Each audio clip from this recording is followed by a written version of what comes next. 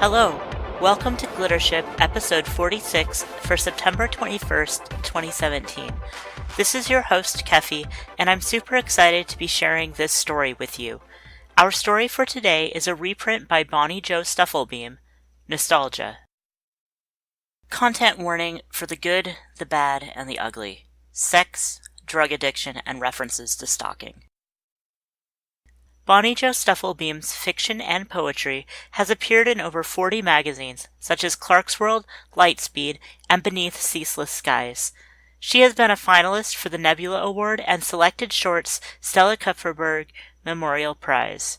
Her audio fiction jazz collaborative album, Strange Monsters, was released from Easy Brew Studio in April 2016. You can find her online at www.bonniejostufflebeam.com or on Twitter at BonnieJoStuffle.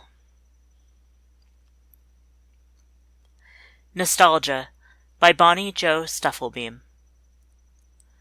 Tori takes another hit of nostalgia. The smoke is creamy mint cookie down her throat, smooth and hot. It fills her lungs, tickles, burns, and as she coughs it out, she laughs. Smoke pouring from her lips. Fog fills her head. The live oak's winter skeletons crisp into focus as the drug takes hold. Tori feels the cold on her skin as if she is a little girl in the snow, her hand in her father's glove, surrounded by his smell of smoke and vodka. Her mother hates the cold but watches from the window. Tori's belly is full. It hasn't been this full for years. Not since home, that word a lighthouse beacon she will never again reach without this burn of throat, cloud of mind, her parents having pushed her out once they met her first girlfriend. Tori passes the pipe to her companion. I haven't done nostalgia in years, Kay says. Since I was in college. Homesick. No pressure, Tori says. Just offering. Her new friend confuses her. She's never been with a slate before, and even though Kay is pre-op, it's taken some concentration not to mix up the pronouns. Shoo, Tori practices on nights that Kay does not sleep over. Sure. Still, she's messed up a couple of times, accidentally said she instead of shoo, her instead of sure. Kay does not seem to mind these slip-ups, and it is because of this easygoingness that Tori has let Kay into her head nearly as much as nostalgia. Kay flicks the lighter over the blue-black herb but does not inhale. Instead, she watches the leaves char in the pipe's bowl. Hey, knock it off! Tori grabs the pipe, the lighter. Don't waste it. Sorry. Kay shrugs her thick shoulders. The gray scarf around her neck shifts in the breeze. Tori itches to bat the decorative balls which hang from it, but doesn't. Instead, she remembers. When she was a little girl, she had an orange cat who batted at her scarves. Another cat, in college, living with that first girlfriend, Meredith. Meredith's skin against her own, protection from the cold, a laugh like medicine she didn't know she needed. You okay? Kay asks, squeezing the nub of her shoulder. Tori opens her eyes. She had closed them without realizing. This is sad to her, like the day Meredith moved up north. Fine, she says. Cold is all. Later, atop the flannel red and white holiday sheets, Tori closes her eyes again and imagines familiar fingers, longer and thinner than Kay's, inside her, lets the nostalgia hum within like a tongue, lets herself dissolve into the memory of love. One day, she thinks, kissing the nape of Kay's bare neck, Shu will feel like memory, her blank, nippleless chest a comfort, a familiarity, rather than this stiff newness, this gloss. Tori wants it dull, like a pencil worn to the nub. When they are finished, breathless in one another's embrace, Tori burrows her face in the hair of Kay's armpits, the smell of animal musk and orgasm. As the nostalgia wears off, a veil lifts on this moment, the past fogging, instead like a breathed-upon window.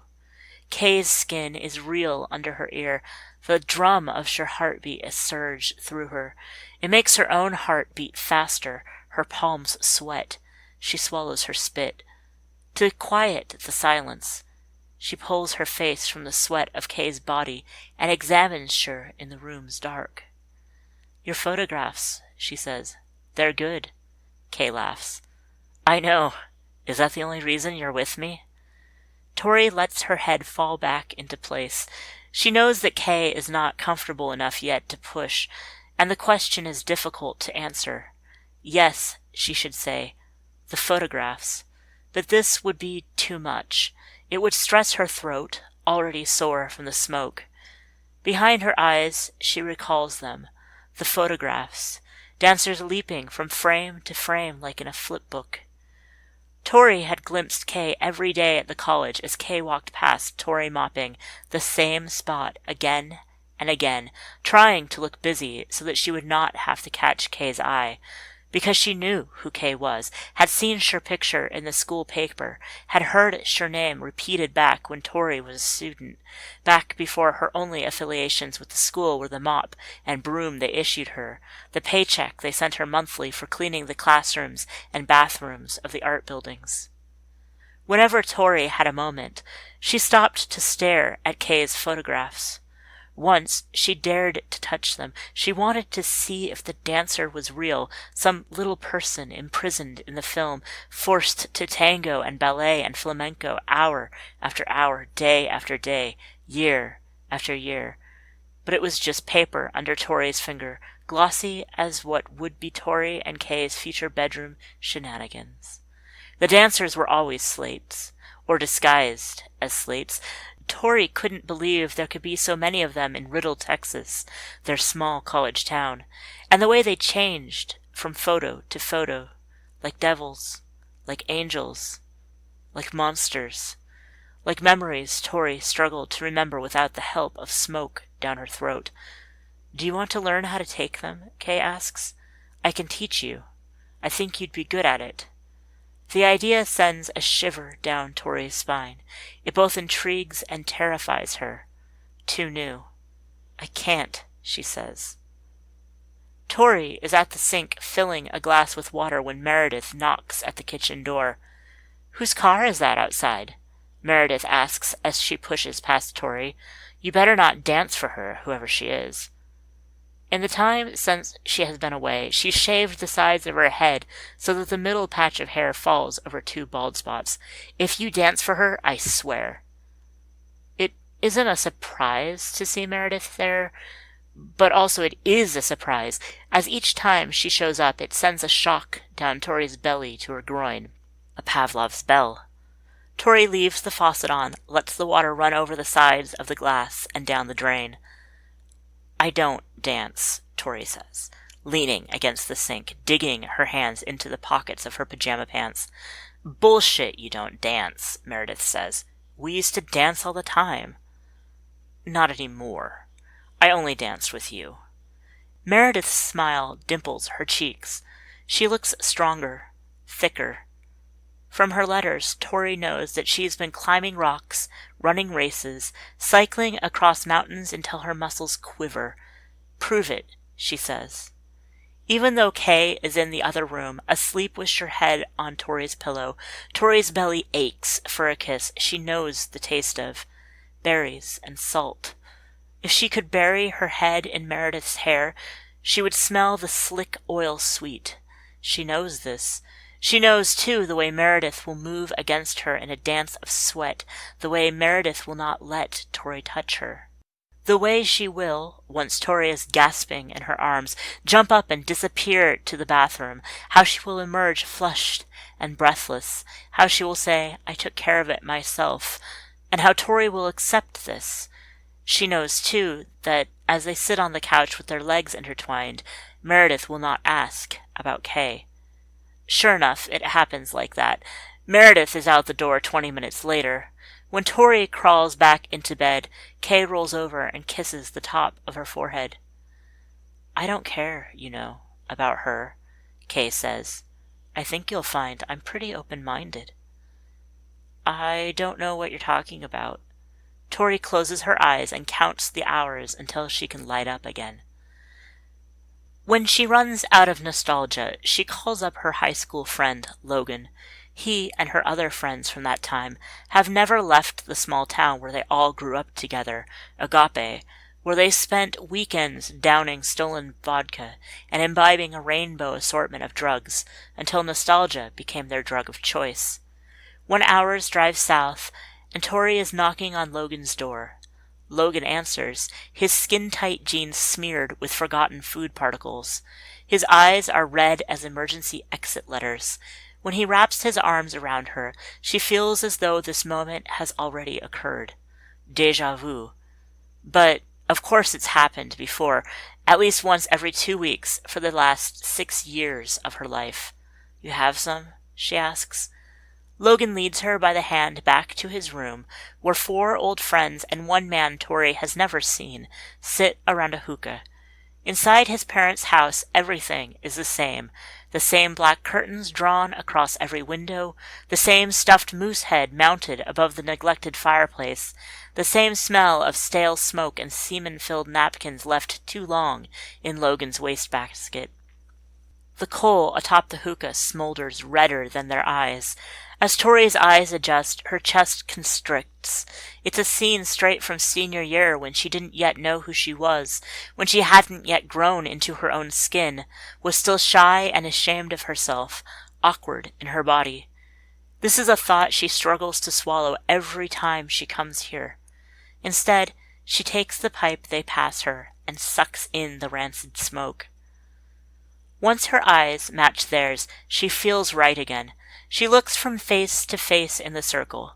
Back in the day, they used to sneak into the woods to smoke this stuff. They would break into a rundown shed and sit on a ratty couch that smelled of mildew. They nearly got caught by the cops a couple of times, but they were young. Maybe that is the difference, Tori thinks. I know now that I can crumble like charred nostalgia. There was another one of them back then, a boy Tori thought for a while that she loved. They let Daniel be their leader, clung to his every word. She let him be her first boy, the only mistake she ever admitted to. She recalls his lips on her neck, his fingers tracing the necklace he slipped around her neck like a collar. "This is not the way," he said. "This is not the way to love you." Even though his raving words made no sense, she believed them. Later, she realized he wasn't right in the head. He smoked too much, took other drugs, shot some into his veins. Back then, especially, it had been nothing more than cigarettes and booze pilfered from the bottom shelves of their parents' vice cabinets for the rest of them. They left Daniel to his own. "Are you staying for a while?" Annie asks. "I don't think so," Tori says, taking another hit. This one tastes like day-old salad in her throat. A bad hit. She pulls her water bottle from her purse and tries to swallow the taste. "I have to get back." "It's okay," Logan says. "Big college grad. We know you're not like us anymore." Nothing could be closer and farther from the truth. At home, Tori arranges the baggie of nostalgia in a cedar box, where she also keeps papers and a glass pipe with a rainbow flower blown onto it. She calls Kay and asks Shu to come over. When Shu arrives, Shu has brought along a digital camera which Shu hands to Tori like a holy relic. The camera is red and feels heavy in Tori's palm. "It's neat," Tori says, thrusting it back at Kay. "Is it new?" Kay won't take it back. Instead, Shu stands by Tori's side and shows her how to turn it on. "It's for you," Shu says. Shu arranges Tori's fingers over the buttons, uses Tori's hand like a puppet to take a photograph of the window in Tori's living room. "You have an eye for this," Shu says. "Don't waste it." "I can't take this," Tori says. "It feels hard and slick and smells of new plastic." She hates the smell. She tries again to give it back, and when Kay won't take it, her fingers go limp. The camera falls to the carpet with a thud. Kay leaves it where it has fallen, takes Tori's hands in her own, and kisses the knuckles. "It's okay," she says. "You don't have to. lets her lips graze the hairs on Tori's arms, kisses the mole on her neck, kisses her eyebrows, unbuttons her. Tori can tell she wants to disrobe all of her, peel off her skin even, see inside her body like an X-ray. But Tori won't let her. Kay's body will change after her operation. Tori isn't sure that she will be okay with this. Thinking of Kay's body as something she will have to get used to twice leaves a heavy food feeling in her stomach. Although she's familiar with the way a typical slate body looks post-op, she took a class on gender and sexuality at the university. She wishes she could have met Shu once she was already complete, once she had already grown into the new skin, the smooth Barbie V between her legs. At least, Tori thinks as she runs her hands over the flat chest she has made a fascination. Kay got this part out of the way before we met. "I won't know what to do with you," Tori whispers, "after the operation." Kay's voice, usually calm, is hard-edged when she responds. What is that supposed to mean? Tori isn't 100% sure. She laughs at herself. When is she ever? "I just wish, that we'd met once you were complete." She thinks it might help if she explains, but she can't seem to spit the words out, not without time. She wishes she could freeze the moment and collect herself, but the world doesn't grant wishes that way. Complete? Kay pushes Tori off her chest. "I'm just as complete now as I'll ever be. I'll be more comfortable in my skin, sure, but I'm not incomplete. And besides," Shu says, "you're one to talk. What are you doing with your life? You think your reason for living is so you can clean other people's messes?" Shu stops. Though Tori can tell she wants to go on. Then Shu looks away. "I'm sorry," Shu says. Shu doesn't wait for Tori to say anything, and Tori isn't sure she would say anything given the chance. Once Kay has gone, Tori loads a bowl, tripping over the camera on her way back to bed. She kicks it underneath the couch, like the soccer ball she and her father used to pass back and forth, out in the cool green grass, tinged with dew, until the chill on her bare feet became too much, and her father would carry her inside and lower her onto the dry carpet.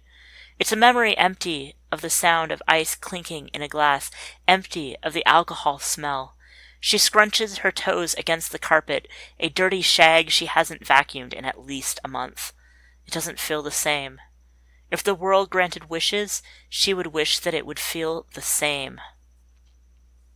The bonfire in Tori's yard is already blazing when Meredith skids into Tori's gravel drive on her Harley. It has been 3 days since Tori's fight with Kay, and she is surprised to see Meredith so soon after the last visit. It's surprising not to have to reacquaint herself. It's nice. The fire's warmth makes her bare legs burn. "Long time no see," Tori says. "I missed you," Meredith says. Tori has known Meredith long enough to decipher this code. What she means to say is she couldn't stand the thought of Tori with someone else, and so she has returned. Tori takes another hit in the hopes that she can convince herself that this time will be forever. They sit by the fire. "Can't believe you still do this shit," Meredith says, lighting the bowl. "And you don't?" Meredith laughs. "I didn't say that. Just, you were always so smart, Tori. Smarter than any of us. I figured you'd grow up faster." Tori doesn't want to think about it. She blows smoke from her nose. The burn makes her body tremble the way fingers will, later, when the two of them are once more wrapped in Tori's sheets. Tori recalls that first time, when Meredith pushed her onto her own bed, took control of Tori's room without asking. Tori loved that she didn't ask. She felt in capable hands. They made love to B.B. King on repeat. When they woke in the morning, the air was too hot for such closeness, but they clung to each other anyway. They turned off the music and let the noise of their breath soothe them back into fevered half-sleep. "Where's the old gang?" Meredith dumps the cashed bowl into the fire. "Call them up." Once Meredith left, there was nothing more to hold their group of college friends together, though during the 5 years of undergrad they spent every weekend together. Meredith had been glue, and none of them had ever noticed, not even Tori, who had felt her sticky sweat-soaked skin. But Tori still has their numbers. An hour later, 3 chairs around the bonfire have filled with the warm bodies Tori used to cling to, sloppy with drink and smoke, as they stumbled home from evenings of smoke circles and study sessions, one-night stands and late-night movie marathons. When Daniel wouldn't stop calling, even 2 years after the breakup, it was these friends who, never having known him, demanded he leave her alone. Only 2 of their old gang is able to make it. The rest, like Meredith, moved away from Riddle after graduation. Still, looking from face to face around the fire is like looking 4 years into the past, and Tori's body hums, static building under skin. She wants nothing more than to run through the field surrounding her house, to float kites as Meredith scribbles poetry in her little black notebook. Always Tori used to wonder if Meredith was writing about her.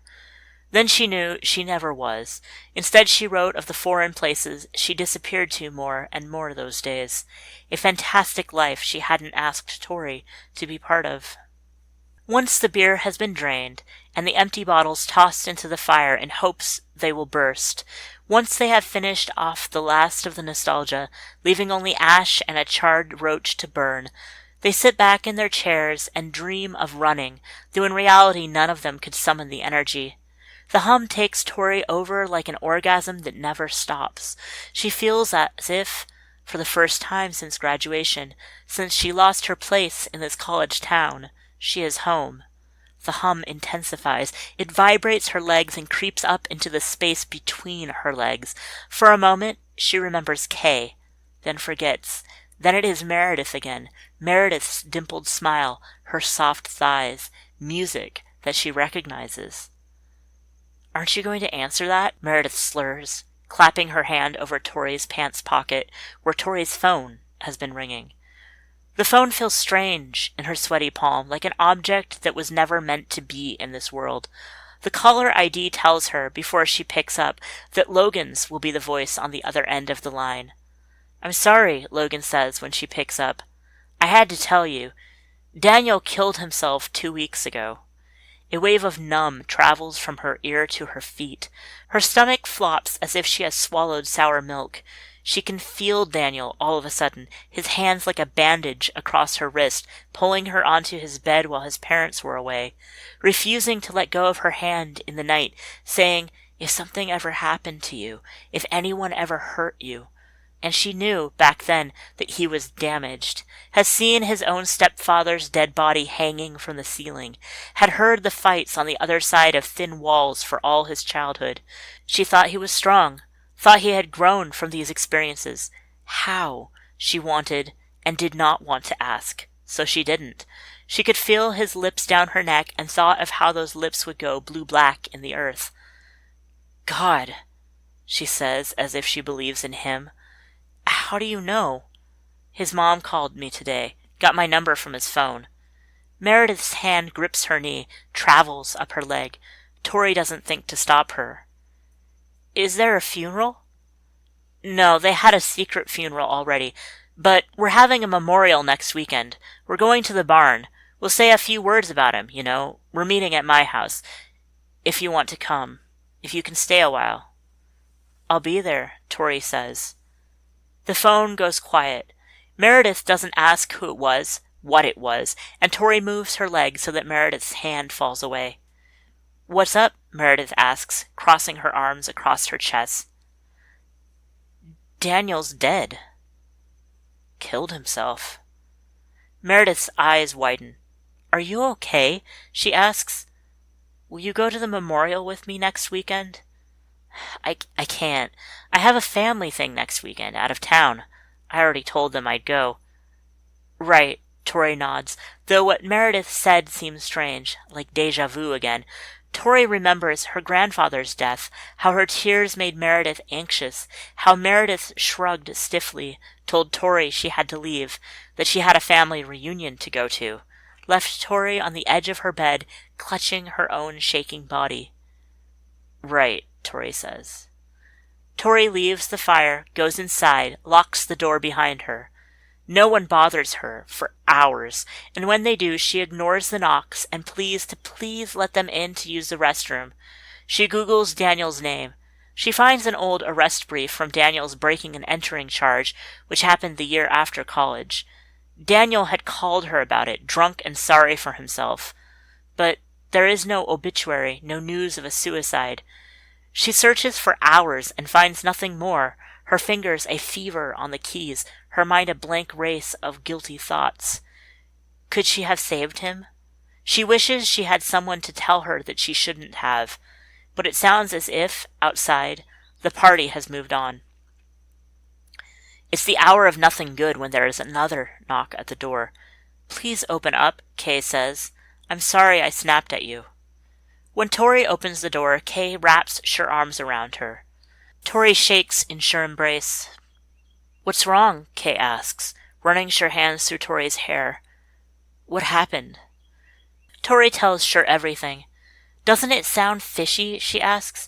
"There's nothing at all online about him."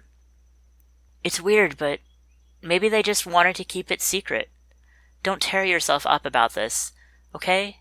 Listen, I'll go with you, if you want, to the memorial." Tori lets herself disappear beneath Kay's armpit, breathes in the musk smell. She will let Sure take care of her, will let Sure hold her and hide her from the light, will let Sure apologize for her and, yes, even love her. Having grown up in the city, Kay says during the drive down from Riddle, she has never been in a town like Agape. "As you can see, you're not missing much," Tori says as she navigates the car along the one road which curves like a snake through the small town, from the high school to the diner to the post office to the elementary to the gated community of houses which could fit 5 of Tori's tiny duplex within their walls. This is her past, laid bare without the itch in the throat, though Tori has brought along the last of her nostalgia for the memorial. "I bet you could take some great photographs here," Kay says as they pass the stone megachurch. "Will the memorial be there?" The memorial. For the length of the drive, she let herself forget, but now she must remember. Every bitter detail. There will be no turning around. For the last week, she has felt on edge, always shaking in the night, looking every day for information, calling up old friends to see if they have heard. And no one has. "No," Tori says, "not there."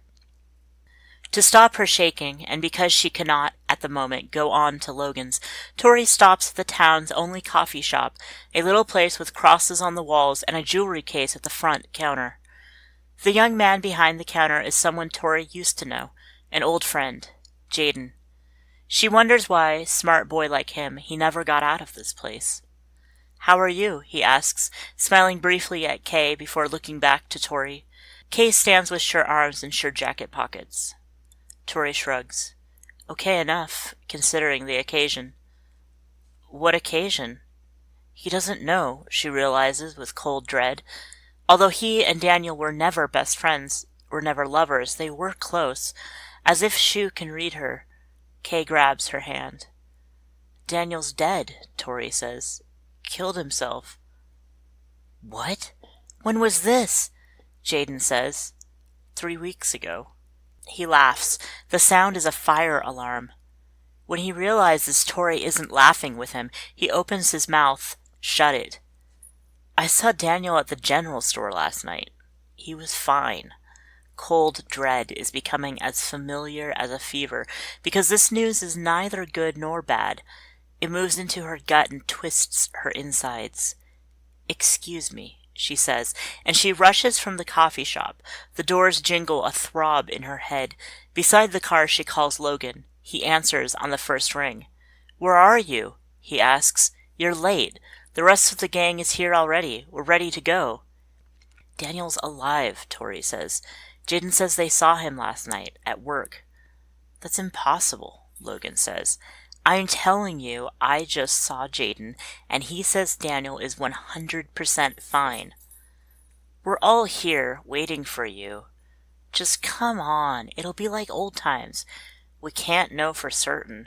Let's just have the memorial, go out to the barn, share some bowls. Say a few words in honor of Daniel. I mean, his mom called me. She called me the day it happened, a week ago. She was crying. There was no way she was faking that. A week ago, Tori says. And she knows then not to argue. She hangs up. Kay has joined her beside the car, and without explaining where they're going, they climb in. Tori drives. She remembers the way. She would remember it with her eyes closed.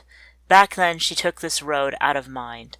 She is out of mind again, and no drug has passed through her system since the night before, when Kay watched her smoke a bowl of nostalgia to black.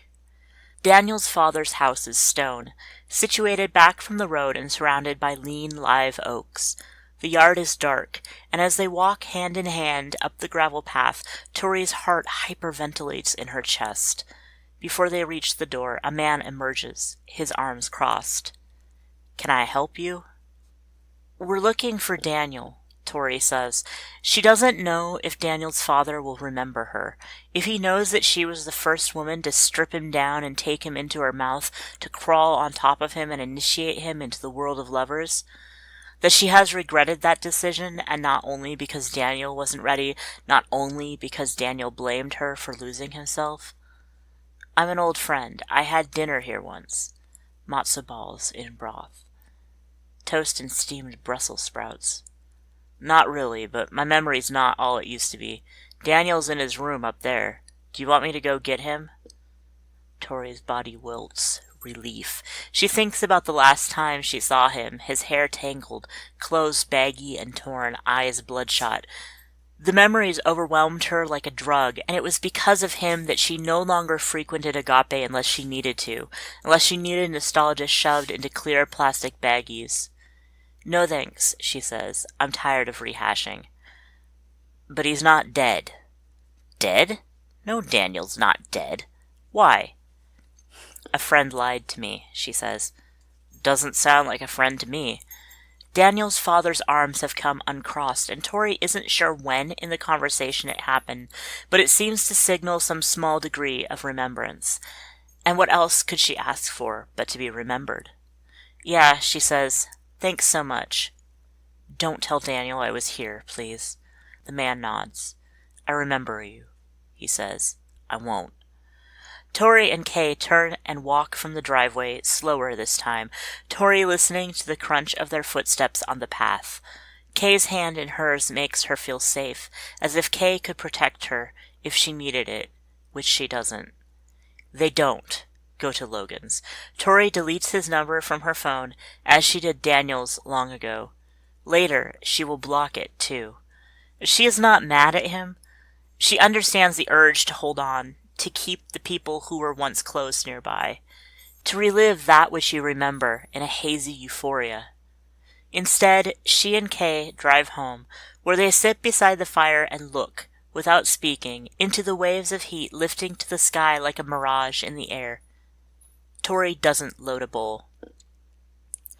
Kay snaps a picture of her in the firelight. When developed, it will show her body dark as night. She will not be smiling, though there will be a rosy fire glow on her cheeks. "Can I?" Tori asks. "So long as you don't drop it." Kay grins. Chagrin splits her face like a crack to let light in. The camera feels like her pipe in Tori's palm. The same weight. It will not be easy, Tori thinks, to stop. She will want to remember. Her photographs, then. She will capture the places she once loved, the people she will try to love in new ways. She opens the box on her desk and spreads the remaining nostalgia across a blank piece of paper. Arranges it to form a picture, a figure with no shape, no curves, no breasts, no genitals. Not too bad, she thinks. I can get used to it, she thinks. The flash lightning cuts the room in half. Dots swim before Tori's eyes. She hopes the picture will come out, but there's no way to know until she develops it in the art building's darkroom. It's a beautiful feeling to see and not see what the future will bring. Nostalgia was originally published in Inner Zone and is copyright Bonnie Jo Stufflebeam 2015. This recording is a Creative Commons Attribution Non-Commercial No Derivatives license, which means you can share it with anyone you'd like, but please don't change or sell it. Our theme is Aurora Borealis by Bird Creek, available through the Google Audio Library. You can support GlitterShip by checking out our Patreon at patreon.com/Keffy, subscribing to our feed, or by leaving reviews on iTunes.